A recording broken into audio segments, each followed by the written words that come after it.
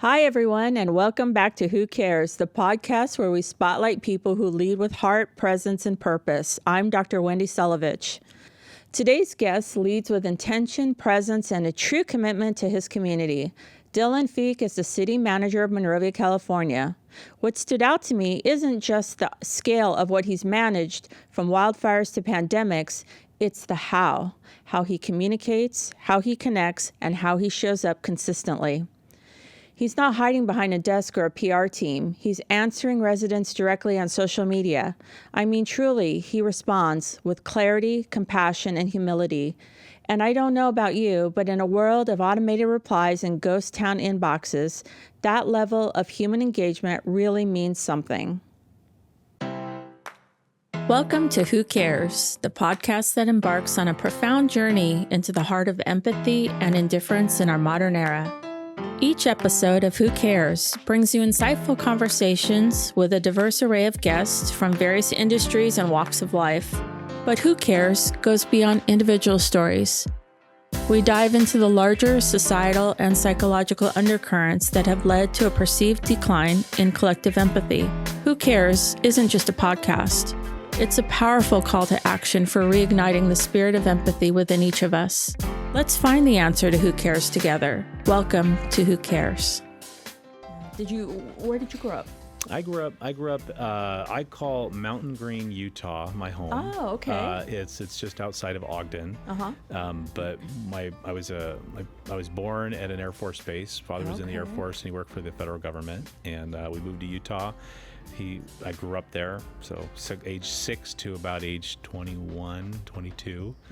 But small town, mountain backdrop, and we grew up skipping school so we could go snowboarding and mountain biking. But it had that small town feel, much smaller than Monrovia. I think the entire county that I grew up in is to this day about 12 or 13,000 people. Wow. So it's a very small rural county. Yeah. And so did you kind of always know that you wanted to be a city manager? Was that kind of your attraction? No. I always thought first I'd play, my idol was Michael Jordan, so I thought I'd play for the Chicago Bulls. I wasn't very good at basketball. And, my father was an air traffic controller, and so once I thought I was going to be a controller like him, but it wasn't until when I was 19, I decided to serve a religious mission for our church. And I went and lived in the Republic of Armenia, Republic of Georgia for 2 years. Wow. And, I came back, to be 19 to 21 and go through that, it was such a wonderful experience. And I returned and had about a year left of college and just thought, I want to make a difference. I want to help people. I loved the idea of building a community. I had a class that was an intro to local government, and my professor asked, "Where do you get your water?" I had no idea. There I was, a 22-year-old, maybe 21 at the time, but I had no idea where my water came from. Yeah. And I was fascinated by the answer. And I think the next day I was doing an unpaid internship in a city manager's office. Wow. I just thought, this is it. This is what I want to do. Fit. Yep. Yeah. Wow. Yeah. So where did you start off doing the work? My first internship was in Perry, Utah. So it was a small little town, 4,500 people. They needed some help with just various things. Most small cities don't have the economic means to have full-time staff, and so just an unpaid intern, getting college credits and learning about city government while I was also doing college work for it. So Perry was a great introduction into city management. I reported directly to a city manager, and I think I knew then that this is what I want to do. I was kind of a one-track mind at that point. You get to do everything. I mean, if I look around a community, the way I see the community, everything to me signifies local government. Whether it's the roads and the street lights, whether it's even the building and development, the activities happening within the community. I mean, that's all local government. It's all a sign that local government matters and is important. So I don't know that I ever thought about city management prior to that. But once I had that first experience as an intern, I just thought, this is it. This is how I can make a difference. So then that you stayed there for a while before I know you moved to Calistoga at some point. Yeah. So the long trek around for me. So first thing is when I graduated, I decided to pursue a master's degree. I wanted to become a professional city manager. There's actually degree requirements that help you on that path. I mean, really anyone can be hired to become a city manager. All it takes is a local city council to vote and approve someone becoming their manager, but there are such things as professional managers. So I spent 2 years studying, learning about the city management profession. I'm a member of what's called the International City County Management Association, ICMA. It's a professional organization that has a code of ethics. So I subscribe to a code of ethics and how to behave and conduct myself as a manager. I moved around the Midwest. When I was at Kansas, I worked in Kansas. I worked in Iowa. Wow. And then when it was time to, continue my career, but also my wife and I were growing our family. We wanted to be closer to family. So we had family in California and in Arizona at the time. And so we moved out to California just to be close to them. And I worked in a couple cities prior to coming to Monrovia. Calistoga was one, and the city of Auburn was another. So I heard you say earlier, all roads lead to Monrovia. And why did your road lead there? We were talking about how Monrovia is such it's an old historic city, but it has this kind of strange and unique pull, vibrancy about it, where people know one another. When they come here, they don't want to leave. There's a uniqueness about the city. And so when we came here, what really made it, strange for us, I had a good friend from my days at the University of Kansas, who was the city manager of Sierra Madre. Oh. And I had been working up in Northern California, and so I had visited him several times. I had been to Monrovia, and he had called me one day and said, Monrovia city manager position is open. I think you should think about it. And, I was pretty quick to apply for it. But it had all the types of things that I grew up with as a kid, from the mountains, the wildlife, the small town charm. But it also had, growth and development, and it had infrastructure issues and all the types of challenging matters that, any city manager would want to get to work on. Yeah. And so much so, you bought a house here, correct? Yeah, our first house, actually. Your first house. My wife and I, we had always known that we wanted to move around a little bit and find that right fit for our family. For a while during my career, we were never close to our family. And that's hard when you're, half the country away and getting back to see grandparents and family reunions. Sure. And so when we moved out this way, we just felt it was not only close enough to family, but it was just, we call it the perfect community. It just had everything we were looking for in a community. Wow. So that must be kind of a challenge to work and live in the same city at times, especially when you're in a position where you probably receive a lot of complaining and, dealing with a lot of issues. And so there's like a personal element to it, I would imagine. It is. I do get stopped very often. People like to, like to complain, but I also I publish my personal cell phone and I share that with people because, when the street light is out in front of your house or there's a pothole that you hit every day on your way to work, sometimes people don't know whom to call to get that fixed. Yeah. And I think government should not be disassociated or disconnected from the people they serve. Like you should know who your government officials are. Yeah. If you have an issue, you should know who your mayor is, your elected officials, but you should also know your city manager, your chief of police, your fire chief. Yeah. I think that is what makes an engaged community. So we could come up with all these really cool forums and formats to share information and push information out. But I think what really matters is that people have a personal connection with the city manager city staff, elected officials at some point during their lives. So I was sharing earlier, last night we had a national night out. It's a big annual campaign where our police department hosts the community. Just come get to know your police department. Well, we also want to make sure all of the other city officials are there, and having fun and having a good time with staff. And so people will come up because, one person specifically spoke about their neighbor has trash in the backyard and it's building up, and now there's rats, and like, how do we get this fixed? Well, hey, well, here's my number. Call me tomorrow. We'll get you the number. Wow.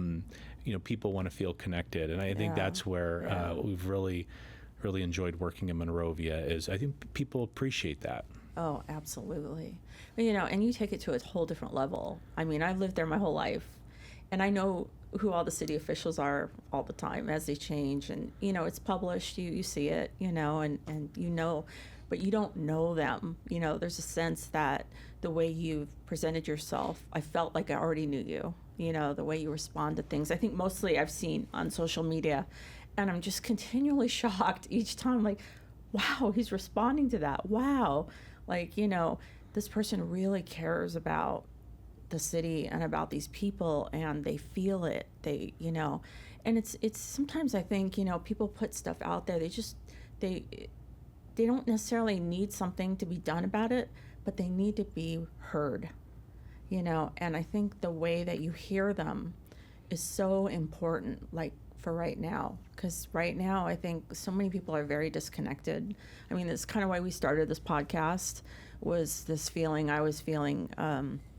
Anywhere I go, people just, we're feeling disconnected. You go to the store and it's like they're ringing your groceries, and it's like, hi, how's your day? You try to connect, and they're like, next, and there wasn't a sense that, the lights were on, that they want to be connected, or they and I feel like with the way you've approached what you do, people feel that. They feel like, wow, this is something I want to be a part of. And then there's a sense of like, what can I do? What can I do for the city? Now, you give them, you kind of instill that in them. And I think that's such a neat thing. And we don't see it that often, And I think the whole city council really cares a lot about the city, but you take it to a different level. There's a different level felt where you really feel that from other people, that they feel that connection. And so that really, it's inspiring. It's very inspiring. Well, thank you. I appreciate that. I like to think that I'm blending my role as a city manager, responding to questions, providing information, with also just who I am as a person. I want people. I want to make people happy. I want to help people. I want people to be proud of the community that they live in. Like as a resident, I'm very proud to say I'm a Monrovian. Yeah. I live in Monrovia.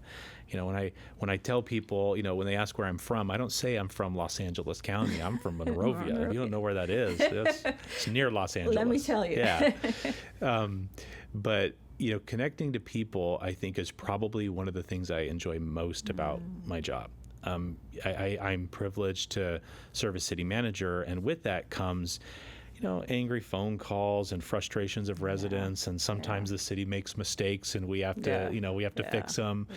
But it also brings opportunities to meet people doing really cool stuff. Yeah. Sometimes they're building their dream home, and there's an issue or problem, or sometimes there's a conflict between two business owners, and they kind of just need a mediator to help solve this issue. Right. And I feel like if I put my very best effort to try to solve a problem, just to be a helper, that's what I want people to remember of me as a city manager. I don't get overly excited about the big fancy projects and the big, the recognition. It's more about when people walk away from meeting with me, did they feel like I helped them? Did they feel like I was, like somehow I added value to their life or to the challenge they were facing, and I just think that's always been really rewarding for me. Yeah, I think that's a great philosophy to live by and work by, and I'm sure it's a great example for your children to see as well, that they, that their dad makes that kind of impression on, the community they live in. I hope so. Yeah. There's my kids have grown up. When you grow up as a the children of a city manager and what that looks like, they probably talk a little bit more about community issues than most kids. But also with that comes, certain expectations, and, we follow the rules. If there's posted rules at a park, then make the kids check the rules. There's things that we do just to, but they've been wonderful. They love Monrovia as much as I do. They're the first ones to use all the new parks. They love the restaurants. When In-N-Out opens up here soon, they're ready to go to In-N-Out. So, but they're great kids. Yeah, that's a project everybody's anticipating. Correct? Yeah. So exciting project. So with that, putting yourself out there, how do you also manage to keep a boundary? Because you do still live in the city and you still have to function on a personal level. Do you find that difficult? It can be very difficult personally. When you love your job, there's cliches out there about, when you love your job, you'll never work a day in your life. I've never believed in that. I think if you love your job, you work harder at it, and you put more energy and effort. You take things personally. I think it's really hard to escape, and so I try to, add vacations in, even just extended weekends where I can, when I can, because, the best thing for me to do is just to be able to check out. I need to escape.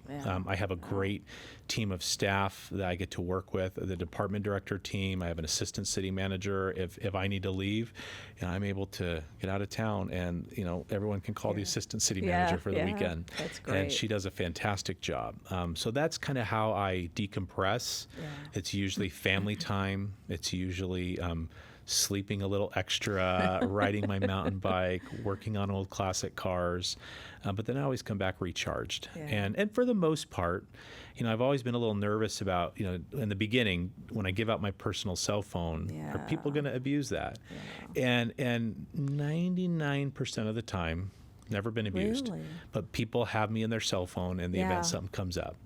And I've been really, I'm actually very grateful for that. So if people stop me in the store, in the restaurant, I can usually respond pretty quickly, or let's set up a meeting on Monday, or I'll come to you tomorrow when I'm working. And Monrovians have been very, very respectful of that. That's wonderful. And you find you have the time for all that, huh? Well, so I have less time for personal, personal goals and things I may want to do. But what's always been important to me is, I'd say I'd probably put, God and even my family first, and then work right thereafter. And balance to me isn't about doing all of them equally. Balance is about, when I'm at work, I'm focused on work. And if I need to step away and go be with my family, now I'm focused on family. And I think I try to look at balance that way, and even that's hard. I want to respond to my text messages when the kids are playing at my feet. I gotta be better at that. But I think that's how I try to strike the balance, is just when I'm here, I'm here. When I need to be there, I'm there. I find as a therapist that's tough to navigate too, because I always say, if you're a therapist, it's not a job, it's a lifestyle. This is what we do. We're always on, and it's hard to turn off, because you may leave a session working with somebody and you're not going to be not affected by that. You know what I mean? You're going to feel it. Something will come up, either something joyous or something that's troubling to you or affects you personally, which I can imagine happens in your work too, you can't go unaffected by it on some level. And so it's very hard to make those separations to stay focused in each part of your life. Yeah. I would imagine that people have, the impacts of things in our lives, work, school, crisis, whatever it is. Sometimes we have things that happen to us that are significant and maybe now, impact us from a moment in time. It's probably equally often that it's just all these little things that are building up and building up. And if we're not aware of them, if we're not talking with people, if we're not trying to figure out why am I feeling the way I'm feeling when everything seems normal, I think we probably find ourselves that we're kind of being, nudged in a direction without even knowing it, and I think that's where. I'll try to find time, even if it's a Wednesday afternoon and I feel like it's been a long week, I'll joke, I need to go do trail inspections and I'll grab my bike and I'll go for a bike ride because something is telling me you need to get away from the office for a minute. And I've learned over the years that I have to address that. I have to respond to that. Otherwise it builds up and it builds up and then I'll start to see other consequences, maybe in home or maybe elsewhere in the workplace. So that's interesting too, because if you look at that concept on a bigger level, kind of on a collective level, that's kind of what you're doing with your work, your city work as well, is all these little things are coming up, for people, complaints or concerns, and you're just kind of heading them off at the pass, just right away, dealing with them. And I think that's, in terms of dealing with the problems of a city, that's what people want. It's not necessarily, I think it can be presented like it's an emergency. Something has to be done right away. But once they get that response, that initial response, there's a sense of like, I can, the fact that he just responded is releasing me from this worry that I have or this thing that's building up, over time. And I think that's such a great idea or philosophy that you're talking about, is dealing with things in the moment so that they don't build up, and I think that for anybody that's such a great way to deal with issues and problems and across the board, Yeah. There's a term I never use, which is there's nothing I can do. And I say that because every day people will approach me or any city worker with a concern, a problem, an issue. And I think most of the time they want to be heard. They want their thoughts or feelings to be validated. Most of the time something has been brewing over time. It's been the neighbor's dog has been barking for 3 months now. And so they call the city and I want you to fix it. And the city will have a process for barking dogs and we can't just fix it immediately. But what 99% of people will feel is if we can, hey, thank you for sharing. I would feel the same way if I were in your shoes. Here's the process we have, and while I can't fix it immediately, we're going to start the process. People have always respected the process. They've always seemed to understand when you say, if I just told them there's nothing I can do about it, well, then they get frustrated. And, well, who's going to help me solve my problem? And I think we approach things a little bit differently. That, well, even if I can't just go make the dog stop, we do have a process we can use, which we notify your neighbor, we ask them to, all those kinds of things. So it's kind of the validation that something is in the works. Because I think previously, there might have been times when people just don't get calls back, or and then that builds the tension even more. But the fact that there's a process where they feel validated, and I can get a resolution at some point from this. It's satisfying. Yeah. So you said in your free time you work on classic cars.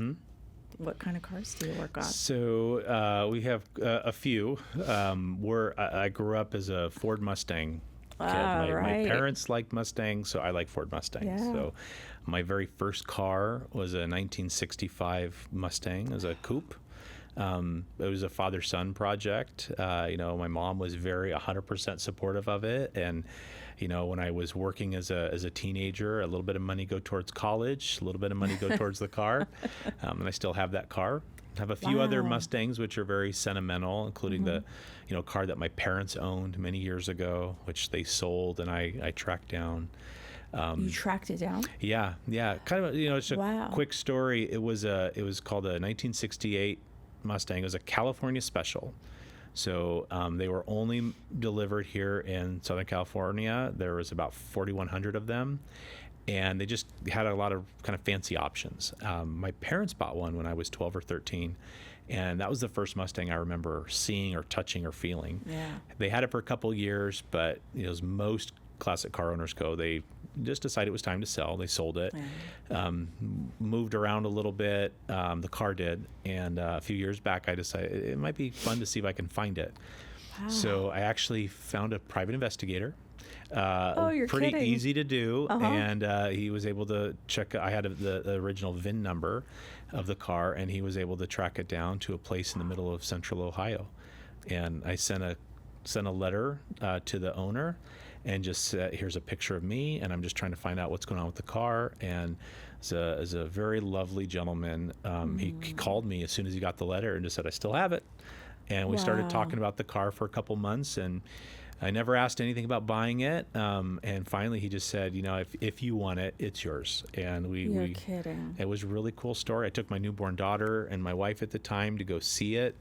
We never once talked about money. It was just the idea of being able to have this car back again. So they're all sentimental to me. They're, my hope is, they'll bring joy to both me and also my kids. Yeah. You'll see them here around town. I usually offer the cars up to be in like auctions. If someone wants to go to lunch with the city manager, I'll usually pick you up in one of the Mustangs, offer to drive if you want. But we like old cars. It kind of brings us together. It's been a lot of fun. Well, you're in the right city then, because there's a lot of old in our city. A lot of historic, which I love. Yeah.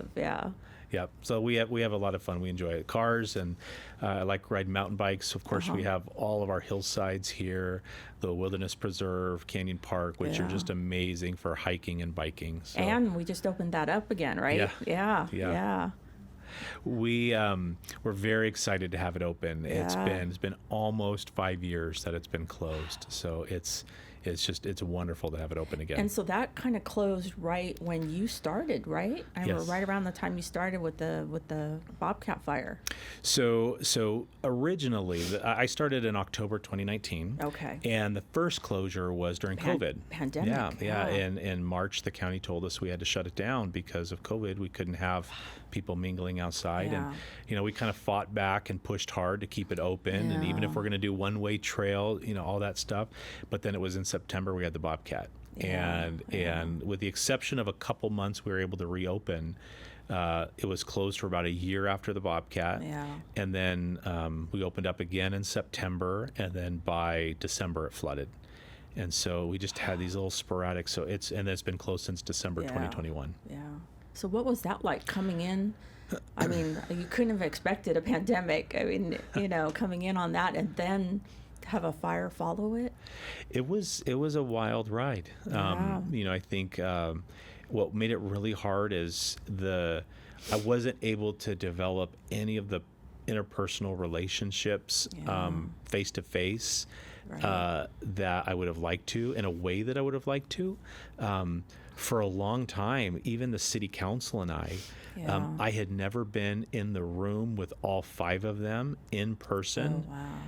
More than what you can fit on, probably your 2 hands, but very few times. It was surreal. And so I think, for reasons like that, we really shifted to the city manager update. At the time I started, we had about 650 subscribers. Now we're up to, I believe it's about 13,000. Oh my goodness. We really made that kind of a regular communication tool. We want to get pertinent information to people. And it's been just a tremendous success. And so I think the good news is, we were thrown a big curveball with COVID and buyers and everything in between. But I think part of being a city manager is also responding to crises and thinking through, okay, what am I going to do in this situation, and how can we proceed with the information that's right in front of us. So it's I think there's also some major positives that have come out of that, and we're still so excited to have the park open again. It is a blessing to have that open for sure. What was it like for you seeing a sister city on fire like that? The recent one. I will say that any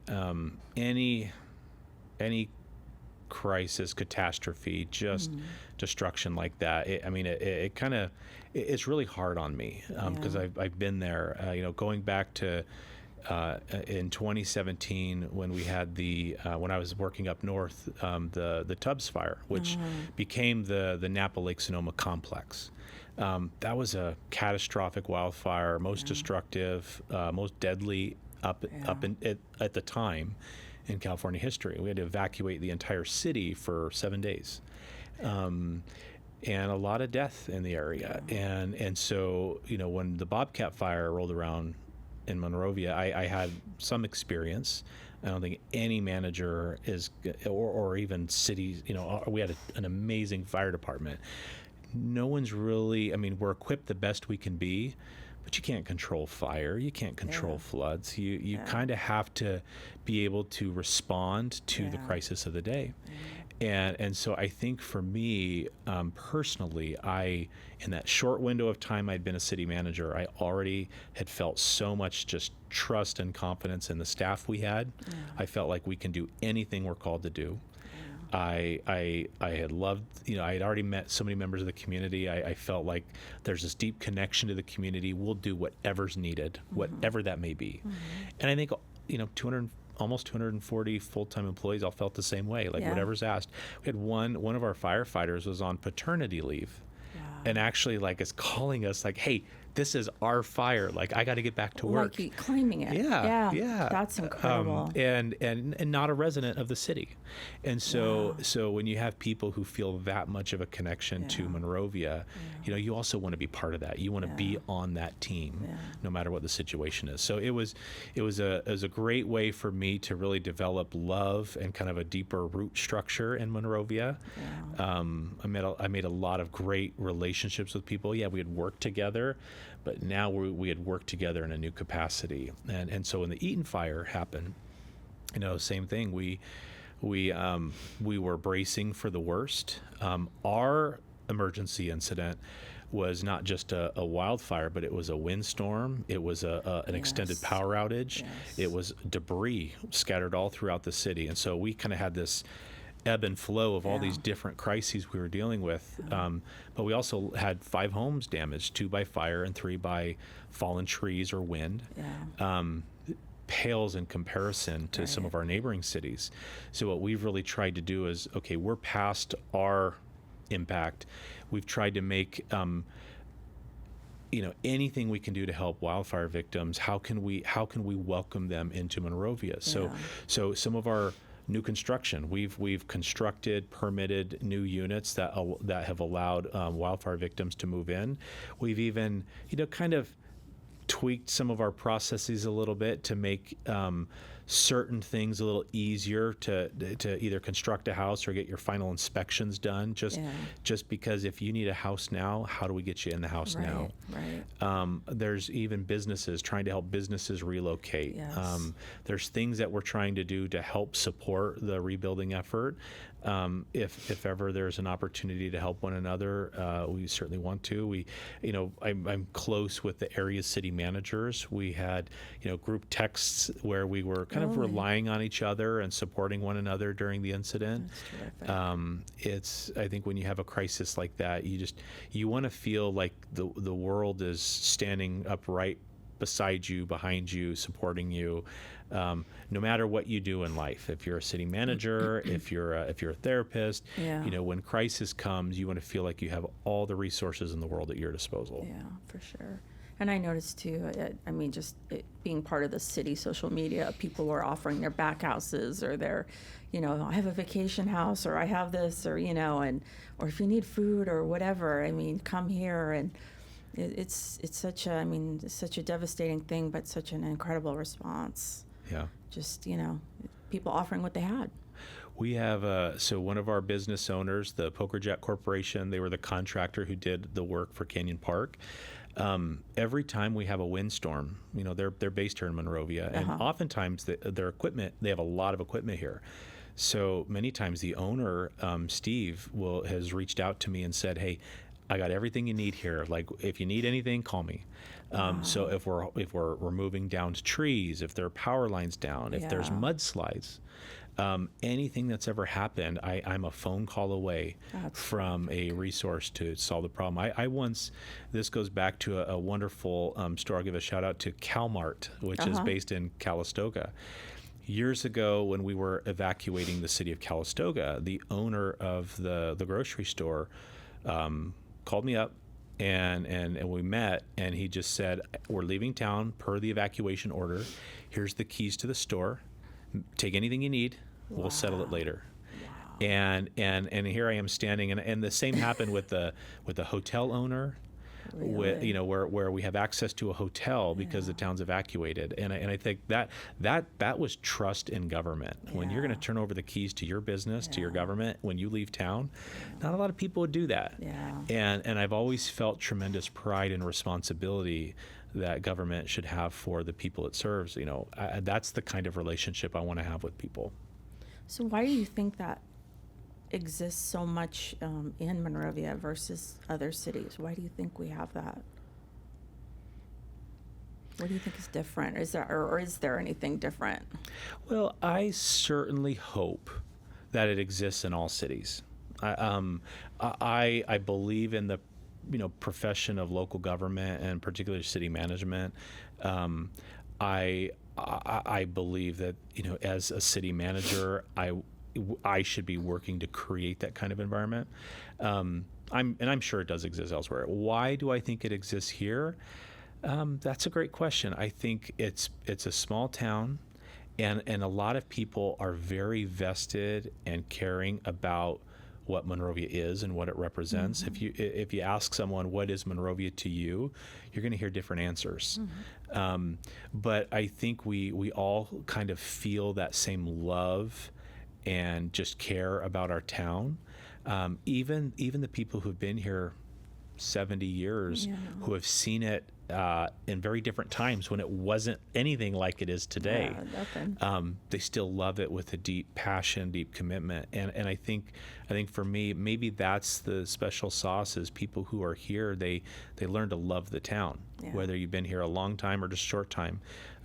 I meet new residents all the time who, hey, I moved here 6 months ago and we love this town. Maybe that's really what makes it so special, is when people are proud and they're happy to say, I love my community, I love my city. I think that's really special. I don't think everybody feels that way about their community. You don't have that small town feeling everywhere. Well, I remember, because I've lived there my whole life, that, used to go to the street fair and you'd be the only ones there, on a Friday night. Now it's wall-to-wall people. I've never seen so many people.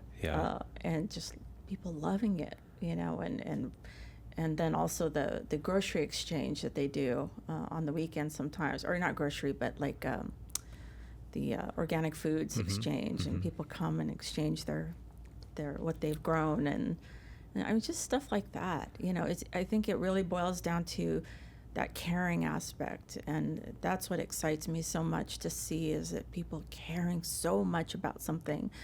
And I think we have been vulnerable for so long with, I think it was brought on by the pandemic, that sense of vulnerability, that something that big could come in and kind of wipe us out on so many different levels. It's hard to get back into that caring feeling again, and I think Monrovia is so good at that. It's just, you need something here, like, what can I do? And I still see that in exchanges of people. What do you need? Or people post certain things that they're looking for, they need, and I have that, or oh yeah, if you can come pick this up, you can have it. And there's not a sense of a disconnect. There's a sense of, I really want to help, and I think that with leadership like you have, people are inspired even more in that direction. So it just even unites and bonds people even more, which is, it's such a gift. No, I having only lived here 6 years, we've just been so, so happy. I don't know what to say other than happy with what we've learned about the community and how they act, and folks like you who have lived here far longer, who have seen that over the years. Us newbies come in and we're like, I want that. I want that for my kids, and I want my family to see that, and it's just, I want to be part of that now too. And I think it's just, I think it's a special thing, and I think it's up to each one of us to contribute and add and participate. I still remember, just a fun story. There was a time where one of our neighbors had a dog that was running loose. I think it was probably some type of rescue dog, and he'd been running loose for like a week in the neighborhood. And my wife was able to find someone who had like a large trap, and she was able to set out this trap in this person's yard. And I think overnight they caught this dog and were able to return him to the owners. And it was like 3 neighbors helping one another. Yes. And to me, it was like, one, that's my wife. She's just going to go get involved and help out wherever she can. But it was also like, did that really just happen? Yeah. Like 3 people just, and in a place like Los Angeles Metro. Right. Is that really just happened? Yeah. And I think we all have experiences like that of some kind here. So she's kind of involved in that community spirit too. Oh yeah, big time. Did she do similar work, or? So she, Kira is a marine and aquatic biologist by degree. Wow. She's worked in a variety of jobs. Many of those have been, as I've been pursuing my career in city management, she's worked a variety of jobs, from laboratories to apartment complex management to even now where she's currently working as a handywoman in Monrovia. Wow. She likes to fix things. Kind of that's very similar to me. I was gonna say. And funny story, we sometimes have a hard time fixing things together because I might want to fix it this way, and she's the professional and wants to fix it that way, and I'm so hard-headed. It's like, just let me do it my way, and 5 hours later and 3 broken tools later, hey babe, can you come fix this? But she has a lot of joy. She's been able to meet so many people that way. I can gets imagine. to help people. It's just a little different fashion. That's really, really neat. So you kind of really complement each other in different ways. Yeah. That's terrific. So I have to ask, any sights about maybe becoming mayor someday? No, not at all. Really? Yep. You like the behind the scenes? So the mayor role and the council, I have just such tremendous respect for them. What I think a lot of people sometimes fail to recognize is, when a community elects officials to basically represent us in a democracy, these are people just like you and I. They're people who care about the town. They want to help. They want to make a difference. And sometimes they have their, I actually probably say at all times they have their own reasons why they want to help. Maybe it's because there's particular projects they're interested in, or they want to be part of their community moving in a particular direction, but they're people like you and I. They genuinely care about this town, and they want it to be better than it was when before. And I think they all bring different perspectives. And as a group, the city council will hire one employee to run the day-to-day affairs of the city, and that's what a city manager is. Of course, I couldn't do that without the 240 employees I talked about and all that. But I enjoy working with the city council, where they offer just a unique perspective. They probably get stopped more than I do, even in the stores and restaurants, and they field many complaints, and a lot of times they receive the brunt of the criticism in any city. Sure. And so they have a very hard job. Most people don't know that elected office, the way that they are paid, it's set by state law. It's a very it's so far below minimum wage that most people are surprised to learn that. Whereas the city manager is a full-time employee and paid a very different wage than the city council. I'm a professional city manager. I'm staff. I have benefits. I have all these other forms of compensation even that council doesn't have. So I've always wanted to be a city manager. I haven't wanted to be a politician. There are times where the city council, as a group, they may even have a different opinion on something than I might even have, and that's okay. When the council sets direction on policy, that's what we're doing. That's their role as council. My job is to implement the direction of the council. And I really like that implementation piece. That's the part that I think I'm most passionate about is, if there's this problem about, let's just say we want to build a new community center. And so, putting together the budget and working with all the contracts to put together the designs and to do all the community meetings, all that administrative task, that's the part that really gets me excited. Really? So that's where I want to be. Yeah. Well, I'd say it's the, I call it the administrative, and it's the day-to-day doings where sometimes it is creative, sometimes it's boring and monotonous. Yeah. But you got to take the good with the bad, and I like, as you said earlier, the behind-the-scenes stuff. Yeah. I want the city to function well. I want it to not just be, look cool.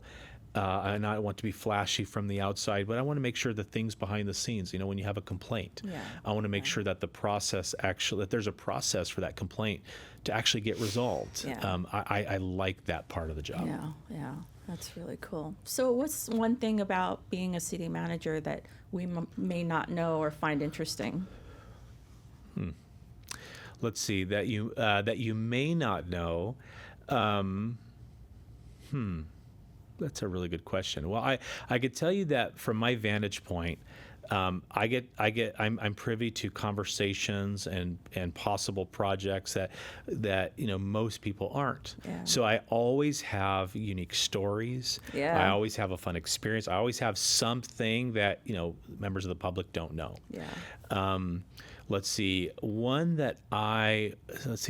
that I really like or that's of interest to me.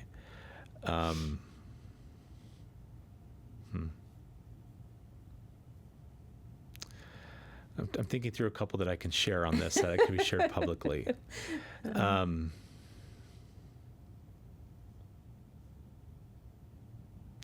Well, let me start this way.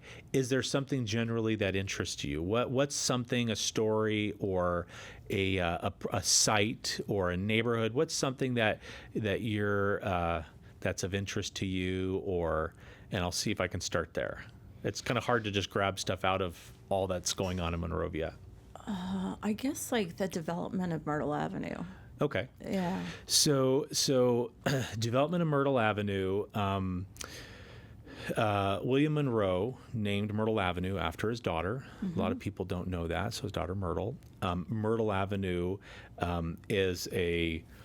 it's unique in many ways. There's a lot of buildings that are historic in nature. There's a lot of new building and development, but a lot of the development history I think is really fascinating. There's some great Monrovia books that talk a lot about different areas of development. One of the things I find most fascinating about Myrtle and just generally Monrovia is that the way it was developed really was this incremental approach over time. And so when you look at Myrtle, you'll see all the different periods of the last 150 years represented in this what could easily be a historic district. It's not cookie cutter in any fashion. And the way that land was subdivided and sold and then developed really was done on a lot by lot basis.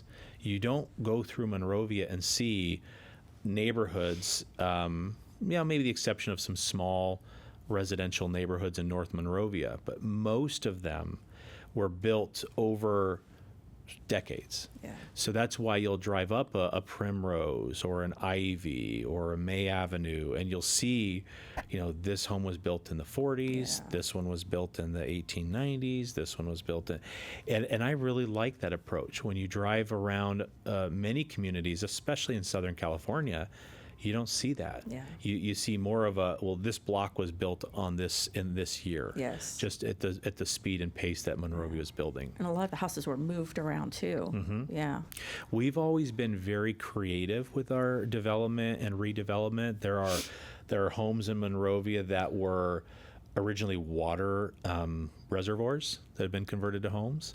We have bunkers in Monrovia, hidden cellars. We have lots of stories about like development, even things like Ducommon, which is the oldest operating business in California. But we also had a kind of a torpedo factory over on Chestnut. Wow. So we had an airport in Monrovia. The first, before it was McDonald's in Monrovia. A lot of cool history. Yeah. And there's certain information we'll know about development. One of my favorite anecdotes, I believe it happened, but there was a time where city leaders were trying to redevelop Huntington Drive, and using what we refer to as redevelopment. It was a kind of a statutory process to kind of rebuild and redeveloped kind of abandoned parts of town or kind of underdeveloped parts of town. So at a time, Huntington Drive was a lot of used car lots and bars and nothing like the technology corridor it is today. But the story goes, several city leaders got together in a restaurant and talked about redeveloping Huntington Drive, and they wrote out their plan on the back of a pizza box. Imagine if that pizza box was sitting in someone's basement somewhere. Yeah. Or, to me, those are the kinds of stories about a city that I get really excited about. Yes. And it very well could be in somebody's basement. It could easily be in someone's basement in Monrovia. Yeah. Oh, that's awesome. I love to hear that. Well, I really appreciate all your time today and all your knowledge and your great passion for what you do and the people. And that really means a lot. And sharing with us has been great. So thank you. I really appreciate it. Oh, it's my pleasure. Thank you very much for having me. Yeah.